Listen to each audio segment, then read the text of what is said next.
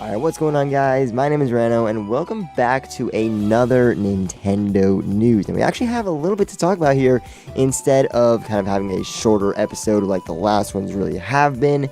So I'm excited to get into this one, so I'm not going to waste any more time. Let's go ahead and get started. First off, I know it isn't really Nintendo related, but they announced a Knuckles series based on the live-action Sonic movies, Sonic 1 and 2, and we're getting an entire series based around Knuckles, which I think is really cool. They put out a whole trailer for it. I'll have everything linked in the description below as per usual. I would definitely go check that out if you're a Sonic fan, if you're a gaming fan in general. I'm really looking forward to it. I'm excited to see what they do with that. And keeping on the track of gaming in other forms of media, we had two concerts actually come up on the 9th and the 10th of February.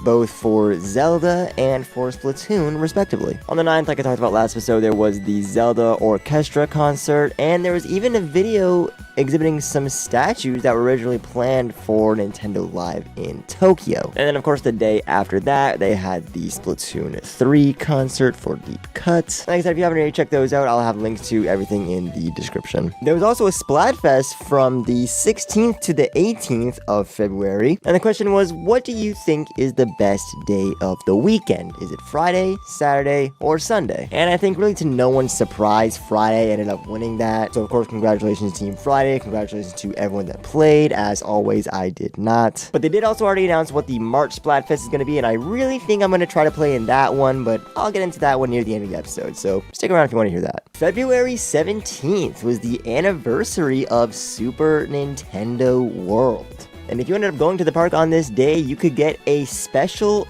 golden wristband that was only made for the anniversary. And I think this is really cool. I still really want to go. I haven't been able to yet, obviously. I just think it's really cool. There was a Nintendo Partner Showcase on the 21st. There's some pretty cool things announced in that. I didn't really get super excited over a whole lot of it, personally. But I still think overall it was a pretty good presentation. And there are definitely some great key takeaways. So I'm just going to go over some highlights of what was shown in that.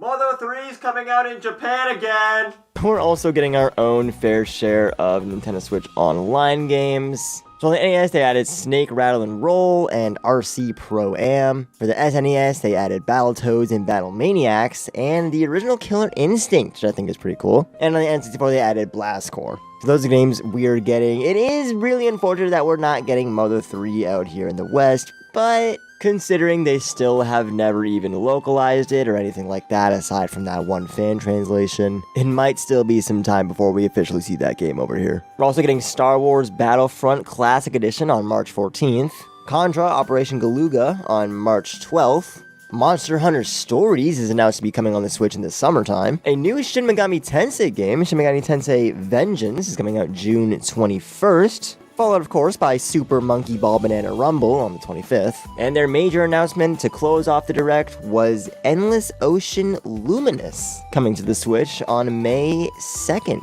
Finally getting a new Endless Ocean game. Now, I never played the original on the Wii, but it looks like a really cool exploration game. Just something you can throw on and just chill while you explore the depths of the ocean. Kind of like what you think Subnautica is before you actually buy it. But if any of you guys have ever played the original Endless Ocean, let me know if it's anything like how I was describing, or if I would like Endless Ocean Luminous, because if it is exactly how I described, or very similar to that, then I will definitely be picking it up. That sounds like a great kind of time killer game. It'd be perfect for what I'm looking for. And the day after all that went down, we got some new Splatoon DLC. The Side Order Pack finally dropped, and I still haven't tried it out yet. But that's okay, because I also put out a new song, and I did get to listen to that. It's called No Plan Survives, and I'll play a little snippet of it right here so you guys can get a taste for it.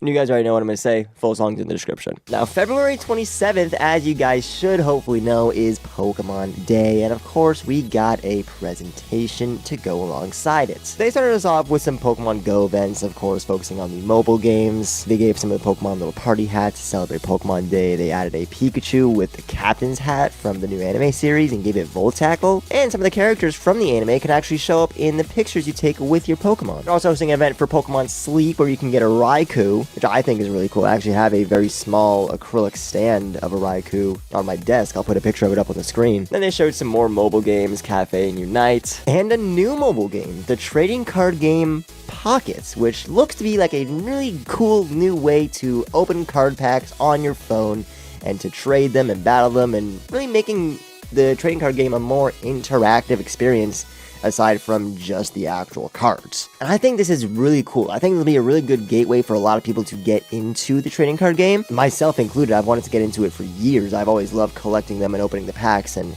trading and all that, but I could never really get behind battling, and the TCGO was always a little bit too complicated for me. I never really could get it to work, but it didn't feel great playing it on my phone either. But I think something like TCGP will be really, really cool, and I'm really excited for what it holds. They only said it was coming out in 2024. I'm expecting it to be somewhere around the summertime, like how they did for Pokemon Sleep. But hey, honestly, the sooner the better. And I can't wait to open my Pokemon cards on my phone. And they announced the new big game that everyone was anticipating, except it was what no one was anticipating, because we got Pokemon Legends ZA, a new Gen 6 game.